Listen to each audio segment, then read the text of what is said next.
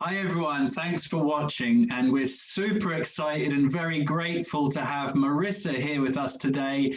And Marisa has had an absolutely phenomenal wellness journey. We can't wait to share it with you all and give you lots of insights to hopefully inspire you and help you out. As always, if you're watching this live, please hashtag live. If you're catching the replay, hashtag replay.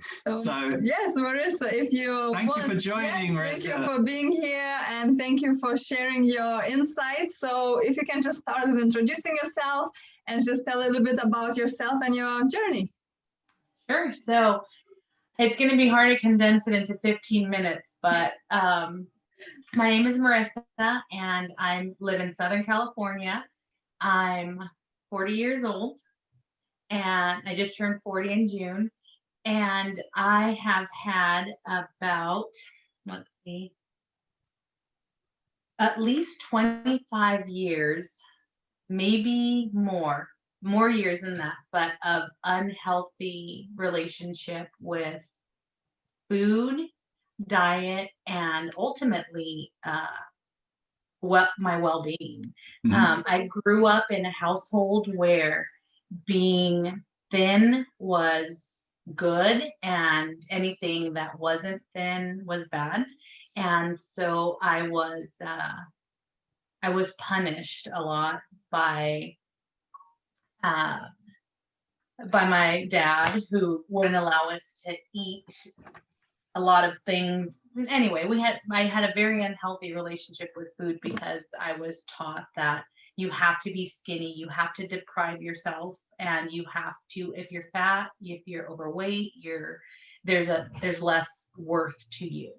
And we were constantly, as children, my two sisters and I, we would be forced to exercise. And as a young child, it gave me a very bad relationship with exercise because I thought of exercise as a punishment. I thought of healthy eating was a punishment because of the way my father would, the way we were raised by and it was my dad. My mom was the more relaxed parent, but my father was very adamant about, if you want to eat pizza, you have to do 500 sit-ups, which it's okay, but it was just, that's how I grew up. And as a young child, I just viewed food bad. And, it just became, I spiraled through my teenage years. I became more overweight, more self-conscious about how I looked. I started feeling bad, and was just an ongoing relationship, negative relationship, toxic relationship with food, diet, and exercise. And I became, at one point in my journey, I became probably 300 pounds throughout everything. And I know how to lose weight. I know how to binge and purge. I know how to not eat for days at a time. I know how to gain weight, and I know how to lose weight quickly. And I've probably lost about 1,000 pounds in my lifetime, over the same pounds. I'll gain 20 pounds and lose 15, and then I'll gain another 15 and lose 10. So I'm constantly gaining and losing those same pounds. And it's been a difficult ride. I never realized the importance of food and diet, bless you, of food and diet really until I became an adult, and it's just unfortunate that it took me so long to learn the right way to live. And it's not just about food and diet, it's about everything that comes along with it. Incorporating positive things in your life, the wellness that comes behind eating well and treating your body. And sorry, let me backtrack a little bit. So toxic relationship, 25 years, God, 25 years, my gosh.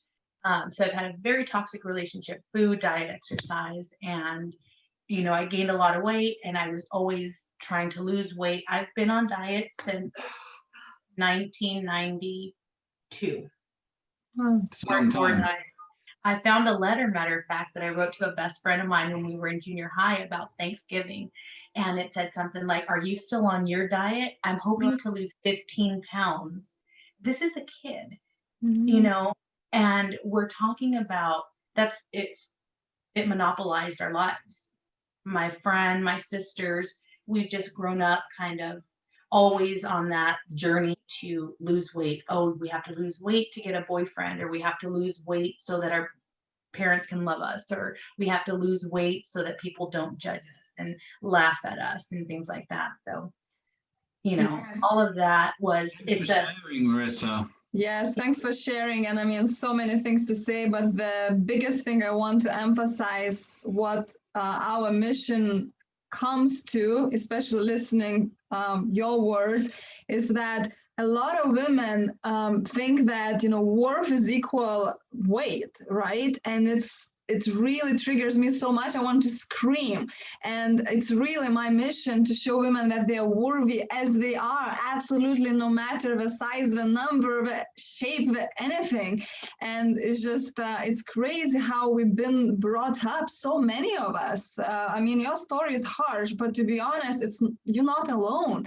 So many women experience same things. Would it be a father? Would it be a brother? Would it be a boyfriend we want to impress? And somehow we think that if we worthy, we have to look certain way. And it's just really, really not true, is it? And it's so sad. And yes, it's crazy story, but we're very happy that has changed. Yeah. So Marisa, where were you at? Like after 25 years, you've just turned 40. So what's that, like 65% of your life with this kind of yo-yo dieting, restricting, punishing yourself.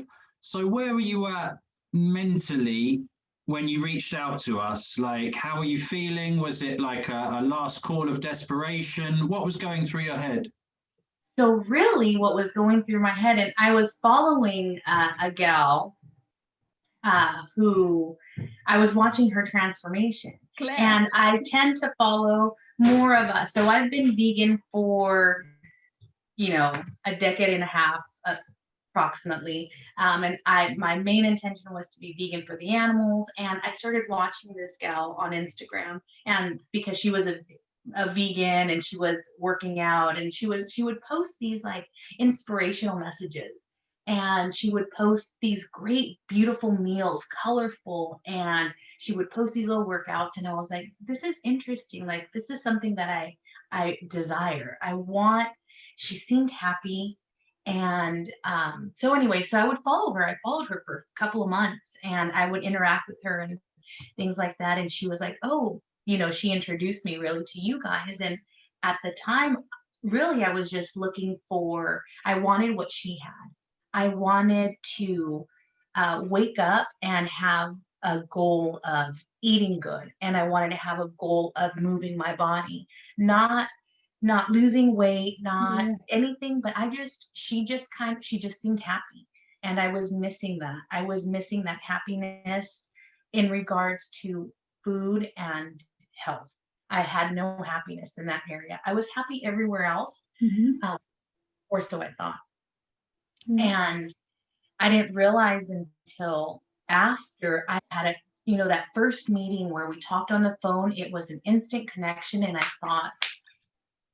thought, wow, this is not what I thought it would be. Because I kind of thought, oh, you guys would tell me, oh, you're going to do 50 burpees and you're going to eat this and you're going to do that and you're going to transform your life. And I thought it was going to be kind of, just a snap of the fingers, and I was going to be, magically transformed into this person. I didn't think I'd put as much work as I did put into it. But so really at the time before I started the program, I was kind of floating. I was just floating in life with no real, I had no routine, no systematic way of venting, rather, and so I talked to you guys, we got started, and immediately the inner work began. And I just thought, wow, this is kind of neat. I track, I write things down, I start journaling. This completely, I wasn't expecting what I received from you guys and from myself. So, so when I came to the program, I was just kind of floating. And then before you know it, I'm flying. You guys have me flying.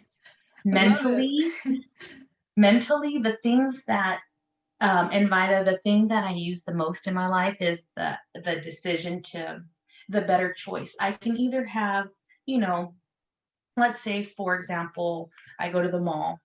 I could either park, you know, right next. I could spend half an hour looking for a good parking spot where I just have to walk, or I can take 10 minutes, park further away, and get a couple of steps in. And making those conscious decisions, I'm moving my body, I'm activating decision making in my head that is going to set the tone for the rest of my day.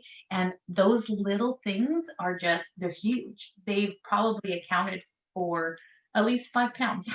It's mindful living. Walking from far away, you know. Those little things compound up, you know. People always look for like big drastic changes, but it's those little habits, those little positive rituals each day which compound up to big macro results. And I don't even think they're little. I don't even look at them as the little things. I look at that as my mindful choice every day. And that's what you just said, you know, it makes you think about everything, you know, and those mindful choices compound into a lifestyle, into a healthy lifestyle. And so true. And what I love, Marisa, as well, is that you lost like 17 pounds during the program. You lost another 10 pounds since.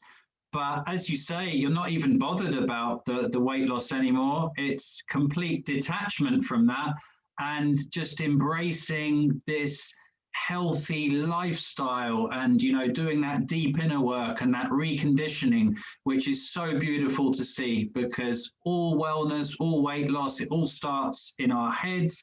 And as you said at the beginning of the interview, you know, it stemmed from childhood traumas and things that you went through, and it does for everyone. You know, weight loss is never the issue, it's just a symptom. And you spent 25 years treating the symptoms over and over again without getting to the root cause. And that's what we did with you. Yeah, so Marisa, you started with being quite attached to the scale, you know, with a mentality of wanting that quick magic transformation and quick result, and now not even using the scale and having all these mindfulness practices engraved in you that you practice every single day. So what was the shift between absolutely two different worlds? Well, the shift really came with journaling and with the homework. And I call it homework. It was more, it's life work. But the little tasks that you guys would send, it made me see things that I had chosen to ignore, if that makes sense. Absolutely. I kind of knew in the back of my head what's turned me into the person that I am. But seeing it on paper and seeing certain goals or certain things that kind of triggered a bad eating habit, the writing, the journaling, the accountability to myself, that's what changed. That's the shift that happened for me.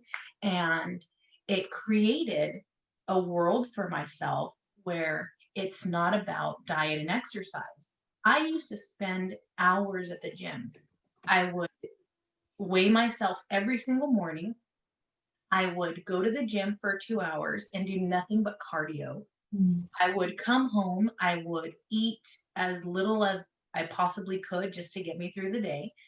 And I lost a ton of weight, but I also lost myself. I lost the person that I am. I became this person that was just going to the gym, working out, not eating, angry because I was hungry all the time, and just empty, you know. And I never realized that the impact that it had on me until really I started writing things down and realizing that it all starts in your mind. This is not about, you know, losing 50 pounds. Sure, that's great. If that's your goal, you want to lose X amount of weight or pounds rather, but I'm not attached to that. To me is non-important. What's important to me is to have a mindset where I make solid decisions throughout my day, which create a good week, which will create a good month. And before you know it, I look back and I'm like, I don't even know that person anymore because they've changed so much.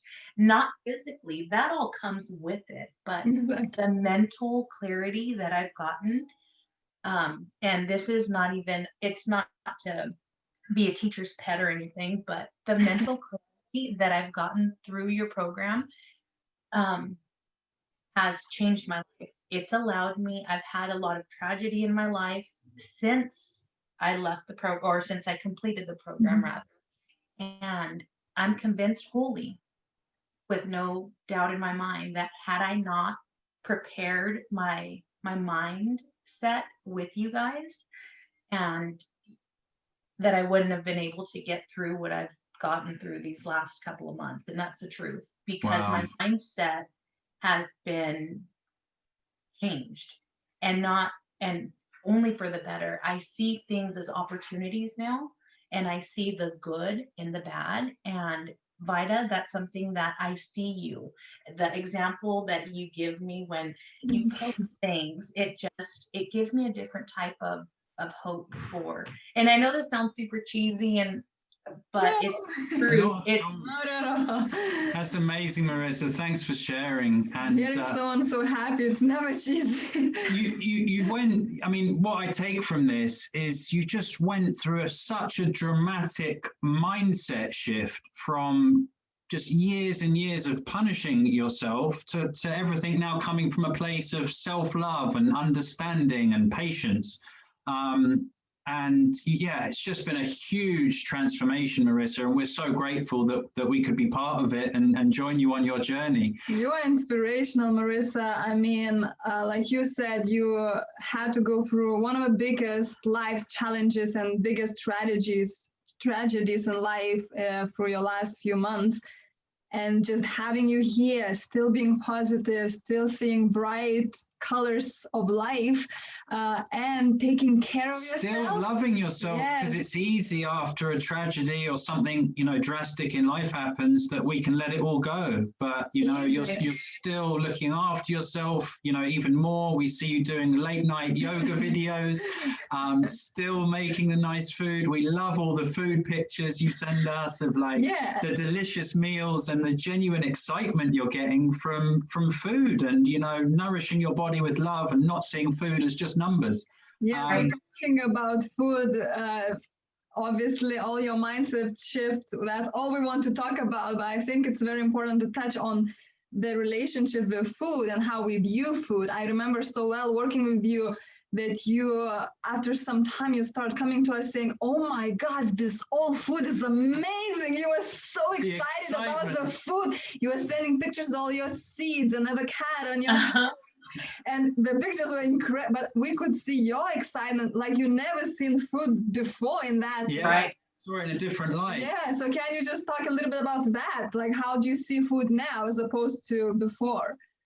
So, and I'm so glad that you brought that up, because I have become such a foodie. I've always enjoyed food, I've always liked food, and, but now it's so exciting, because I view food now as it's my gasoline, it's my fuel. It's literally, I never thought about it in that way. So before, the food that I would eat would make me feel sluggish or this or that, and I just was tired all the time, and I didn't know why. I thought, oh, I work a lot, or we've been doing too much.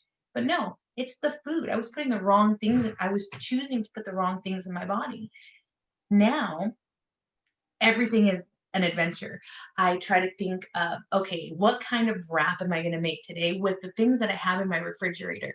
I have hummus, I have avocados, I have kale, I have this seeds, and now it's just the excitement that I get to create this and to have people taste it that are either non-vegan or, on a different path, taste what I made, and they're like, man, this is delicious. I know, because it's real food. It's not, most of the stuff, I eat a lot of whole foods now. Before, being vegan, it's very easy in Southern California. We have everything.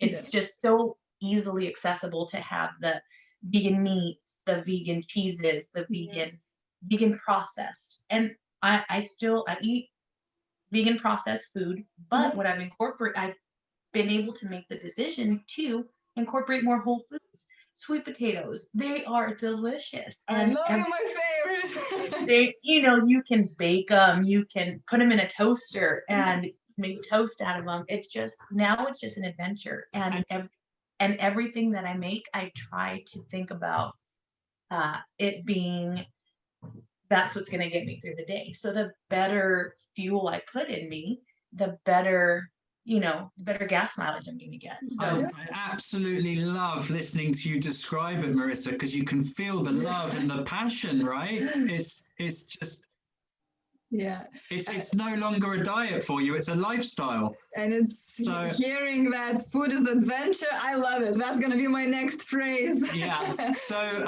Marisa, we could talk about your journey for hours, but we're gonna wrap things up. But if you could give one piece of advice to the people watching this interview that are perhaps, where you were, been stuck for years or decades, need help, don't know where to go, what would you say?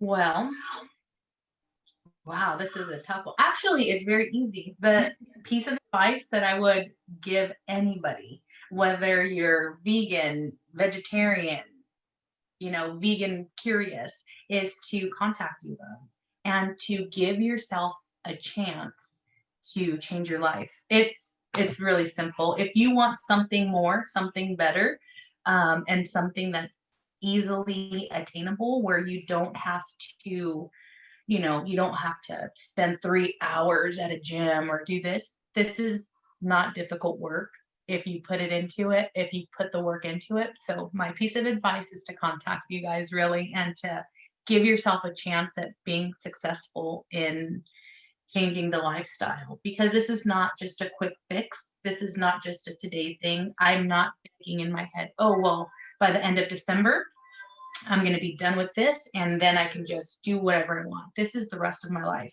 And so if there's anybody really that is curious about just taking that next step in well-being, mind, body, and soul, to just give yourself a chance and let you guys guide them. You guys are an inspiration. The interactions that you guys have with each other, I love watching. You guys are so, it's just, I don't know how to condense it into one bit of advice, because everything that you guys have done for me and with me has made my life better.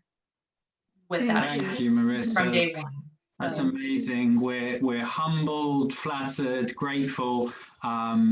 We just feel so privileged to have gotten to know you and be part of your journey. And we mean it. You're so inspirational, and I'm sure that your words and this interview is going to help and inspire others. So absolutely, yes. And how food is adventure for you, and so you're so passionate about it. That's how we're passionate about the coaching and just showing people their own worth.